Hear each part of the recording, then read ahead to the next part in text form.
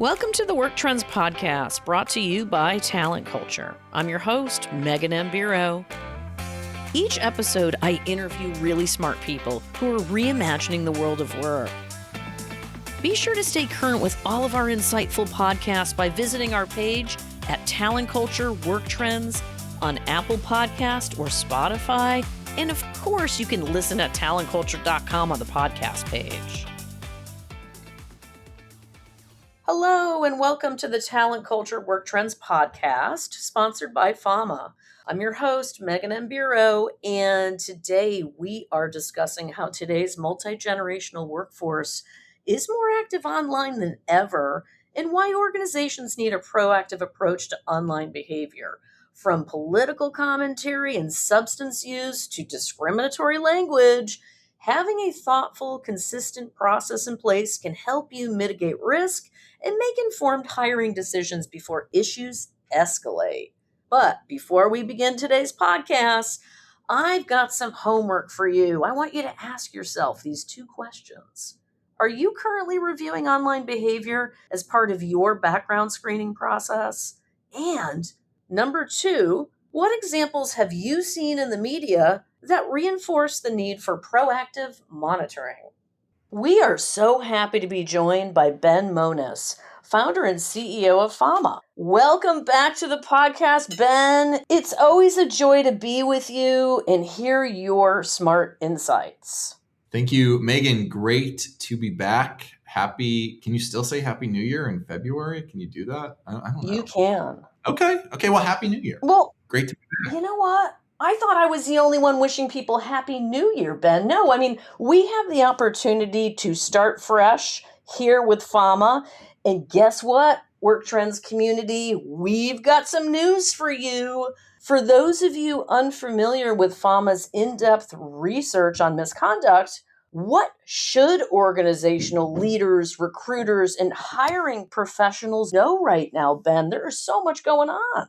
A lot going on, always a lot going on, but feels like, this year's really started at kind of a breakneck pace, 0 to 100, as they say. Look, the one thing I'm really having a lot of conversations with now, there's so much to know, as you pointed out, but the one sort of recurring theme in conversations I'm having with our clients, we tend to work with, a wide range of both talent acquisition, risk management, and, folks in the background screening universe. But the one kind of recurring theme is that there are 6 generations in the workplace in 2026. We are living in a workforce now where more than half of the people employed in the United States are either Gen Z or millennial. And that number is set to climb to 70% by 2028. What does that mean for screening? What does that mean for, managing workplace misconduct? Is that a lot of the behaviors, I think, that employers have long evaluated when they're trying to make a decision about when this person comes in, are they going to help us advance our mission? Are they going to contribute to a great brand, a welcoming workplace culture? At the end of the day, just to boil it down, we're talking about behavior. How's this person behaved in the past? How they behaved in the interview, right? And so what we're seeing now is that for this, what I'll call like digital native generation, more than half of the workplace is Gen Z and millennial. A lot of those behavioral signals that employers were seeking to identify as part of that talent screening process are living and found online, right? Where we are now seeing the same sort of rigorous approach of analyzing someone's behavior, whether it was, historically psychographic, role play scenarios you put somebody in, or more generally just trying to get a sense of a person's previous experiences, their capabilities, and how those align with the future capabilities and requirements they're going to have.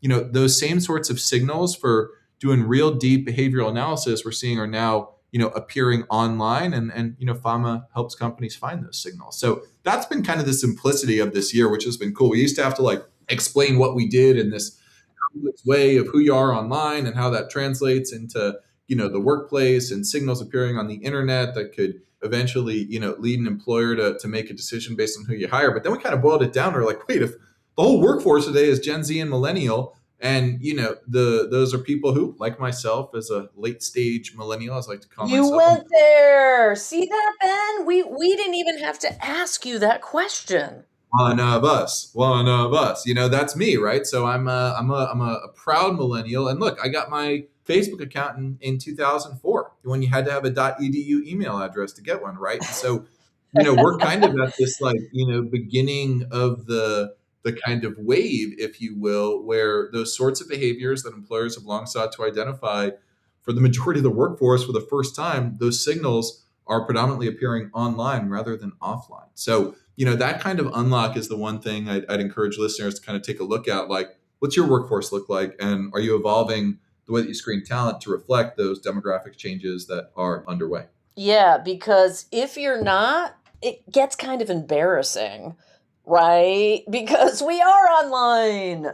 And I have to tell you, Ben, this is a good foundation for getting started while we all know that the internet can be wild and woolly. I think it's important to have processes in place to protect our organizations, our people, our reputations, and provide a culture of safety.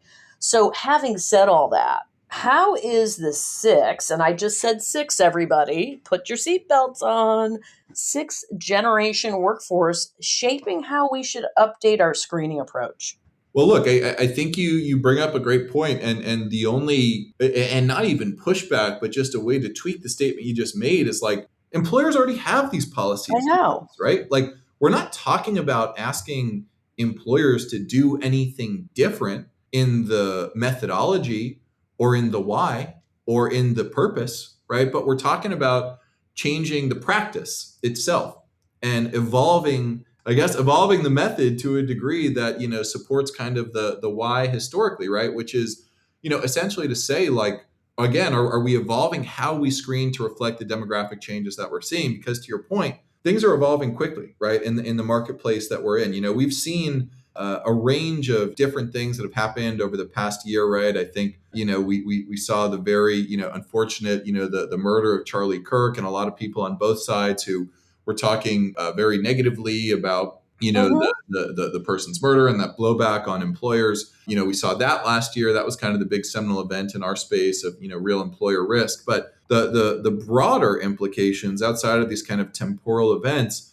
we saw in our data last year that multiple incidents of misconduct are now occurring every 30 days for the clients that we work with. In other words, Wow. 2 years ago, we would start to see customers with what we call material flags, where they take action about every 60 days or so. So, again, more of these Right. like high impact, low probability. This stuff isn't designed to happen that much, right? We're kind of the fail safe. We're kind of the validator for your existing process to make sure that all the checks and balances you put into place to make sure you're bringing in good people, that's actually working, right? That's really what FAMA is. And, the one thing that we've seen as of late, in our law enforcement world, just to throw in a more salacious example here, we work with a lot of law enforcement. We do a lot in financial services, healthcare.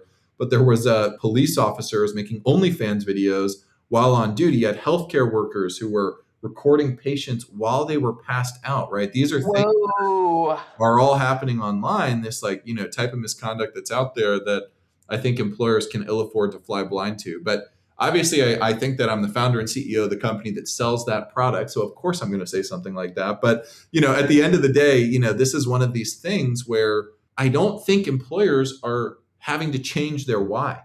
I don't think they're having to kind of come in and evolve the foundations of how do we evaluate people. It's really just, is the methodology evolving to reflect, as you just said, the fact that we've now got 6 generations in the workforce. Yeah, and I mean, listen, Ben, I've been talking about multi-generational workforces. Well, actually, to date myself, now that Ben has gone out there as a millennial, everyone, and if you've been listening to me long enough, you're going to guess that I'm not a millennial. You're right. I'm a Gen Xer.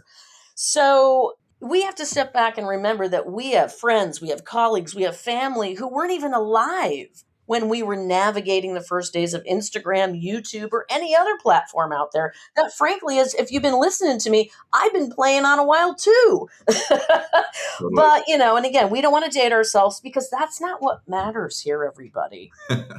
Right? Like, yes, MMB has some humor, but we all know this is so serious. That's why I care about Fama and Ben and what you're doing so much, because we have to shine a light on tough lessons learned. I'm tired of it. I'm tired of hearing about violence personally, professionally. I know a lot of you out there in the community are as well. I mean, Ben, can you share real life examples that have created these issues, but then explain how these situations can happen anywhere around the world, right? Yeah, 100%. I mean, to your point, and that's why I love coming back on the pod, like we were talking before. We got started here. But part of it is you do have to kind of lift up the rug and see what's under there from time to time, right? That's part of how we improve, how we get better is facing the bad stuff, so to speak, head on and growing through adversity to a degree. So philosophically, I'm totally on board. And I think a lot of employers are too. I think that's the other key piece that we're seeing here. When we look at financial services firms, look at the top, wealth managers and banks in the country, the top 100 or so, we've got 70% of them who are doing some form of social media or online screening. And, it's similarly pervasive, I think, in a lot of high stakes, highly regulated industry. I think healthcare, for example, education, just two examples there. And we're talking here in February 2026, but just 2 weeks ago, there was a nurse who was posting, photos of people who were under anesthesia, right? You had a principal that we found last year who was saying racist things online about the students in her school. And she's in a, very Tony, call it Yep. suburb outside of Chicago. And, a very, high stakes, high impact sort of thing that happened there. But to your point, it's not just leadership, right, that's being affected. It's not just like the principal of a school that there's some article about, but we've talked, I think in previous versions, we've spoken together about the misconduct multiplier effect, right? Where the normalization of aberrant behavior in a workplace, especially in what I'll call kind of vertically oriented organizations, where signals of leadership, signals of this is how it is, so to speak, are passed down from the top of the leadership chain to the front lines. And, a lot of that, when we talk about the misconduct multiplier effect, if you see somebody in an interview, or let's take it, past the interview. Let's go right all the way to full-time employment. If I'm in a meeting and John, who I'm in a meeting with, and I just joined the company and John is 2 levels above me, John makes a sexist comment. Another great example of an executive, who's creating a boys club culture. We've all seen it, right? Or makes a sexist comment about a woman in the room and people kind of laugh it off. And I'm a new hire. Sure. I might be like, wait, this is cool here. This is how they talk. All right, I'm going to jump on board, right? And while that sounds crazy, in a Yeah. politically oriented organization, when somebody who is in power, no matter what they say or how they say it, they are projecting authority, they are projecting leadership, they're projecting power in every utterance, every single word that they make. And I think we've all seen that, right? Where no matter how ethical you think you are, when you are in a position of leadership or power and you begin acting that way, other people follow your example. And Harvard actually quantified that in a study with Cornerstone On Demand called the misconduct multiplier effect, which essentially shows that one single incidence of misconduct in the workplace leads to 1.5x the amount of misconduct on that particular team. So, in other words, like if you let these sorts of things go unchecked, and if the signal is apparent, if it's available, right? I think for a long time, employers thought they had to identify these behaviors through other means, again, through references, through Yeah. back channeling, through suspect, psychographic analysis, right? Like to try to get a read on this behavior. Well, for the first time, for more than half your workforce, you've got years and years of history that you can compile and sift through without exposing yourself to protected class information or all the other stuff that employers shouldn't see as part of our Yeah. hiring process. So yeah, Yeah. it's really interesting times that we're living through, without a doubt. Long-winded way of answering your question, but Well, I mean, it's everything, Ben, from wasted recruiting and onboarding, right, to the legal exposure, which we all need to be tuning into. I mean, the cost is real, and the cost of onboarding alone is a topic I've talked about over the years. And I think this adds a new dimension, a new urgency, mm, not to waste investments on people that are not aligning with your company's values, because now we're seeing again that multiplier effect. So let's go there. Let's get into regulatory compliance. I mean, how does this compliance factor in, and what should listeners understand early so it doesn't become kind of this big thing later? yeah, it's funny when you're starting a company and make kind of business decisions about where you want to place your bets, right? But one of the bets we made early on was investing in compliance ahead of the curve, right? And so, we are for those of you in the know and love talking about compliance, open up your ears because we are Mm-hmm. FINRA GDPR compliant company, EU AI Act, New York AI Act, PIPEDA in California. Part of that for us was saying that the use and the bet that the use of these technologies was only going to advance, and that consumer discussion around consumer rights and whether it was, governments like the European Union, for example, or state governments in New York and California that kind of, set the tone for privacy and consumer law around the rest of this country. Those are going to begin to affect how this technology is deployed. And look no further than, the eightfold AI lawsuit that's going on right now, right? Where they're essentially Right. saying, hey, look, check out, how this person scored, et cetera. But that candidate never gets an opportunity to dispute or review those scores, right? That candidate never gets an opportunity to understand how that score was contemplated, or how that was created, right? And there's existing case law here. It wasn't talked about for a long time because these AI tools were in fairly minimal use, but there was something called for all my, again, HR compliance nerds out there. We got plenty of them.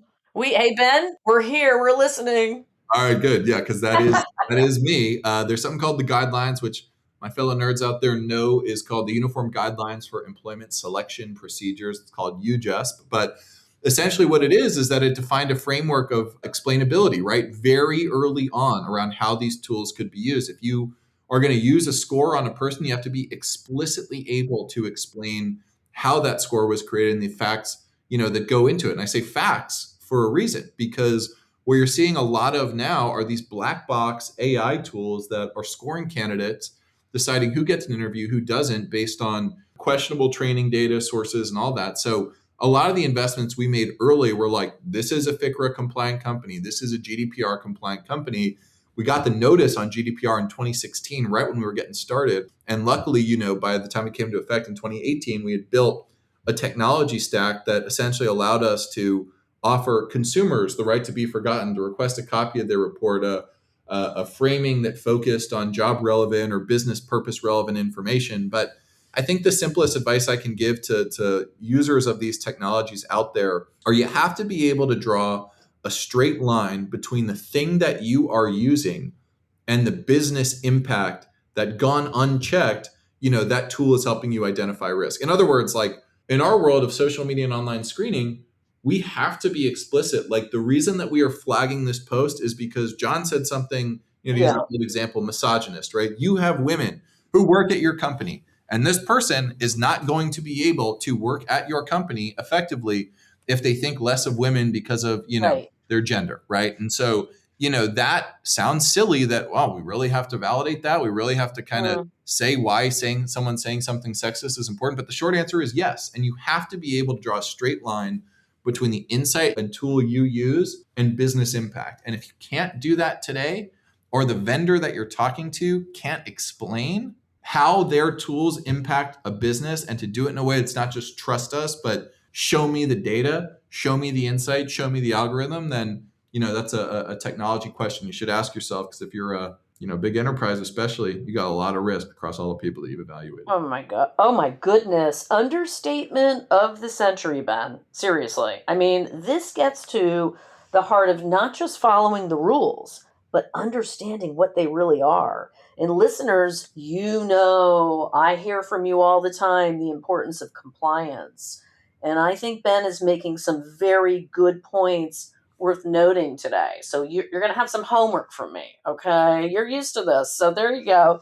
Listen, time is flying. We're having a ball here with Ben, but we're on our final question. All right, this is the biggie. Uh-oh. What is your recommendation on ownership, approach, and cadence for initiatives that monitor employees and candidates' online behavior? Yeah, it's a big one for sure. I mean, I think it goes back to, funnily enough, in a roundabout way, and unintentionally got here, but what we just talked about, right? Which is like, we have to identify the types of risks that are important to our business. What are the types of behaviors that we need to know before we bring somebody on board? Or if we're talking about an existing workforce that we want to manage in terms of the risks that are on the table in front of us, right? And what I mean by that is, like, if I'm hiring for a set of roles in my organization, I am sure many of us can point to the behaviors that we screen for as a derivative of our code of conduct, our code of ethics, our employee handbook, right?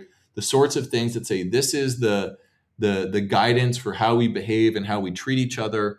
And that does, actually, as I've seen many of these over the years, this does tend to vary company by company. So I think the first thing you have to ask yourself on the pre-employment side are like, what do we care about from a behavior perspective? What are we screening for?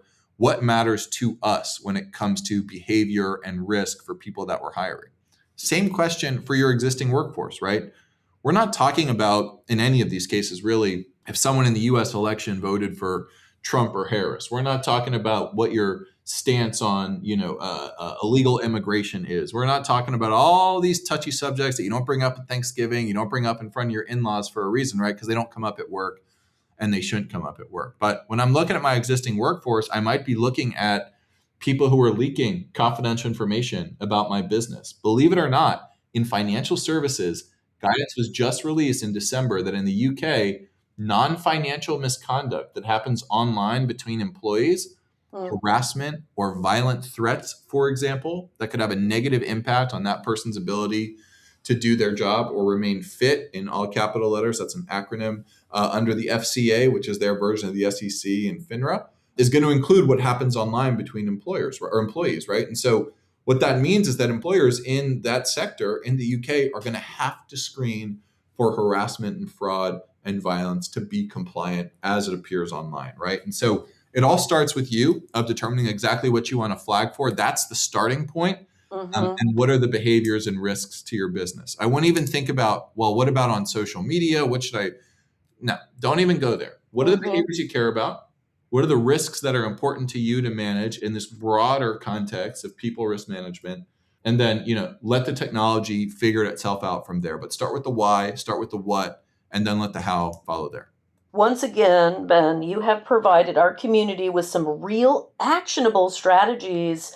I think that is going to spark some very interesting conversations about what to be aware of, how to think about this entire important topic in a strategic and, most important to Ben and I and our teams, both at FAMA and Talent Culture, do it in a thoughtful way.